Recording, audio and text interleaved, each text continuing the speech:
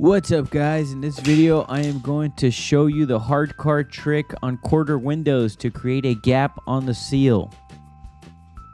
This is an alternative method to the wire trick. You want to take your old contour or easy reach that you have laying around and stick it into the seal. Make sure to get deep into the seal. The triangle cards need to be in there for about 30 minutes to an hour. So do this first, then go work on some side windows while the hard cards loosen up the seal and create a slight gap.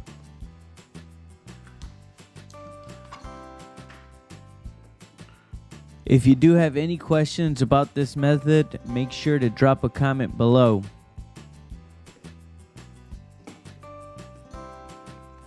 Thanks for watching and make sure to check out the useful links in the description below.